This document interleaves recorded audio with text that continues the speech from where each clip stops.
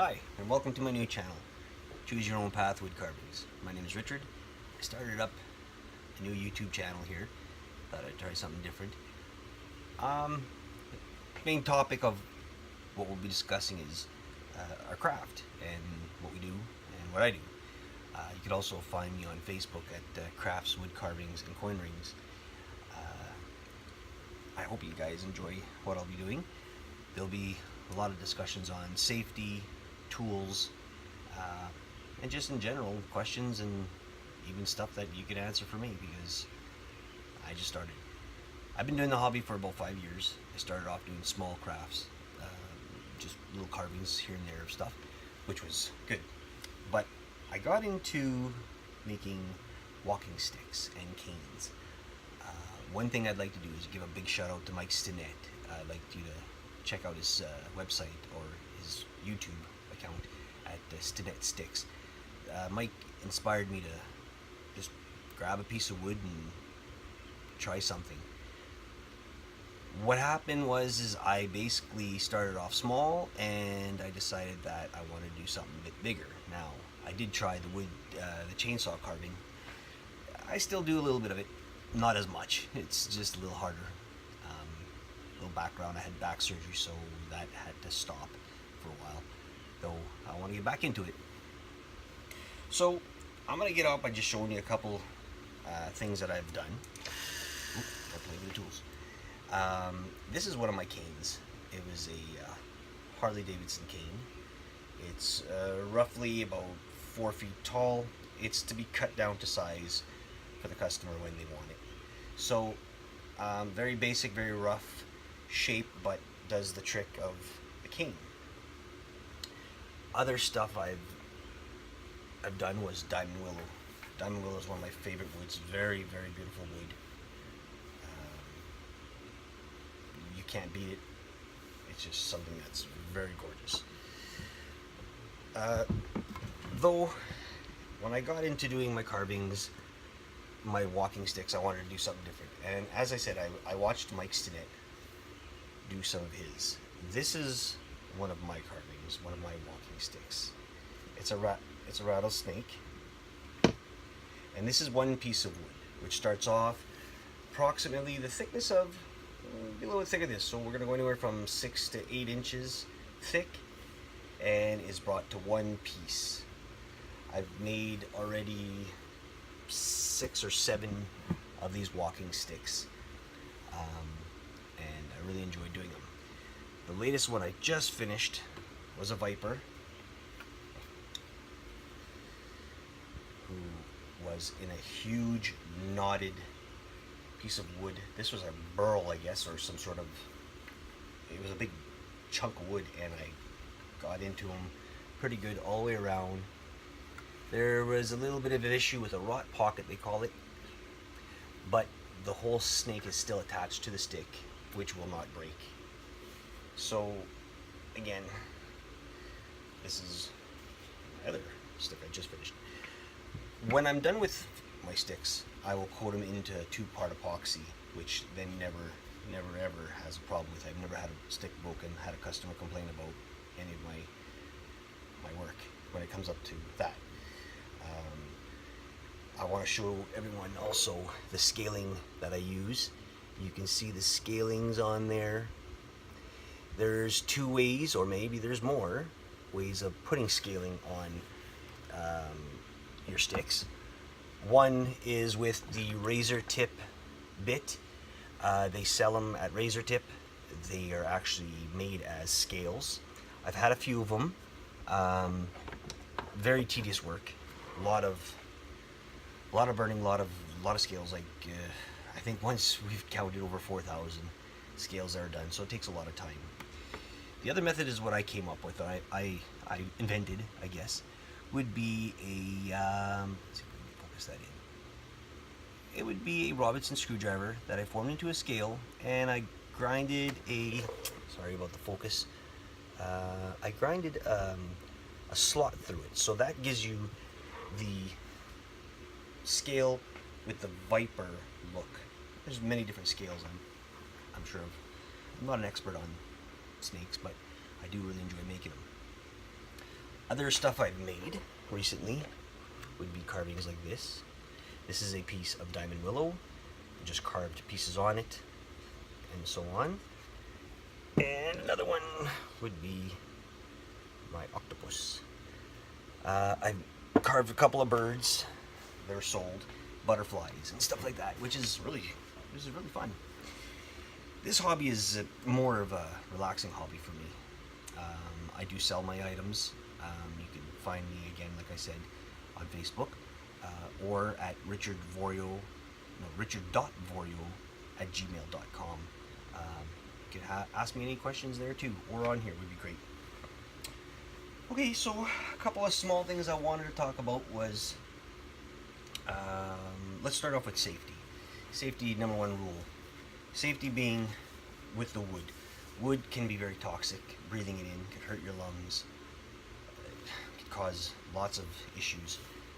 Having a respiratory mask of any sort is better than none. This is just a basic mask.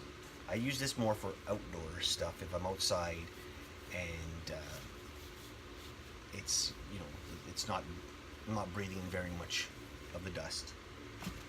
But then I go to vape, you know, a system that really helps. Takes a lot of the dust out of the system. I also hooked up a shop vac that's under here, under my shop, and it runs under my table, and there's a hole in the center just approximately around here, and I turn it on and I can carve under there, and it takes, well, 80%, maybe 90% of the dust out of the air and goes straight to the vacuum. So it helps. Second of all, of course, we're going to talk about eyewear. Eyewear, very important. If you wear glasses, I guess that's a different story, but a piece of wood in the eye is not worth the trip to an emergency room, so very, very important. And then again, hearing protection. The tools that we use are very noisy. This is a great system. It operates on a battery, and I could have it on, and if somebody was actually to come into my shop and start talking to me, I just press the button and it actually opens up the hearing where I could hear them. It's great for when I'm doing the chainsaw carving too, I guess you could say. Alright, so basically safety is number one in my shop. That's one thing that I will not allow anybody to use any tools. I have children. They do come and help me once in a while. They have to follow the same rules I do. Very important. Okay, getting down to how I carve. I started off doing hand carving. I started off with a whittling knife. You know, I can basically show you. Everybody has one. I have chisels, and I have different gouges and all that. Hands were getting really sore from doing that. Some of the wood is very tough, very hard. So I don't get into doing that anymore. My go-to machine, 99.9% of the time, is the Fordham. The Fordham is one of the best tools for carving. I use this, like I said, 99% of the time. The bits that I use, and I'm not endorsed by any company or anything like that, are the Sabertooth bits. Now, Sabertooth bits, I will have to say, are the best tools I've ever come across. I have a set from Canadian Tire, which I'll show you quickly, looks like this. Now, I'm not knocking them down, not saying that they're no good. They're very affordable. They're more affordable. They're probably like 20 bucks for a set like this, but they don't last. They wear out very fast. Sabertooth bits, unbelievable. Made of titanium, very durable, lifetime. Unless you're doing something stupid like working with metal or ceramics, which you shouldn't be using with these, they will not break. I've dug into some hard woods. Maintenance on them, super easy. Example, well, how do I give you this one here? Clogged with wood, probably even glue. Take a torch to it. You'll burn it off. Then you get yourself a little metal wire brush, put them in. I've seen different ways. I've heard of different ways of people cleaning their brushes. They'll they'll put them in a toaster oven. They'll put them in the oven. Anyway, works. I use the torch. Other part that I use, or tools that I use with my Fordham are, of course, the sanding bits. A lot of sandpaper in our hobby. Unbelievable, because you want everything to look smooth and nice. You can see I have a bandsaw. Not very reliable, this one. It's older. I'm going to have to replace it very soon. But it works. I have to only get one item.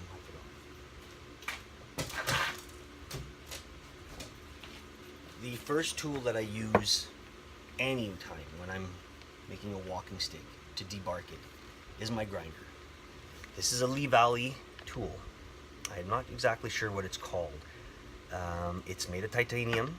They do sell them with all the other places like Sabertooth and a couple other places. This is incredibly dangerous. Not in the sense that it gets out of control or it burrs, like it digs into an item and go get out of your hand. But what it is it takes a lot of meat off your wood. And honest to God, I've had some close calls with it. Again, safety first. I wear usually a back brace, thank goodness for that. And if it slips out of your hand, which it did once on me, it slipped out of my hand and it caught my shirt. If I wasn't wearing that back brace to this day, I'd probably still have a hole in my stomach, which is not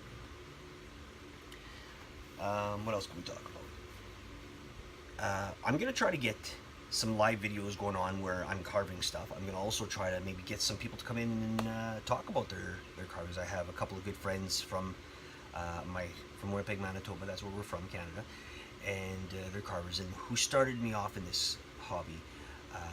One is my really good friend Daniel McGuire, who is he's an awesome carver. He won't tell you that, but he is. And a master carver that I look really highly on his stuff, that he works very well, and he's very nice, awesome guy. Robert Unick, he's incredible carver, master carver. I think he's been over 25 years of carving. I'm hoping one day he'll stop in and say hello, and we can make a video and show, maybe talk about his work and others. Okay? And all, I guess there's just a lot of stuff I could show you of what I've done, or what I do, but I think there's going to be many videos to do this on, so I'm hoping that I can get more and more out there. I hope everybody can like and subscribe and share the videos, and we'll go on to the next one. Thanks for watching.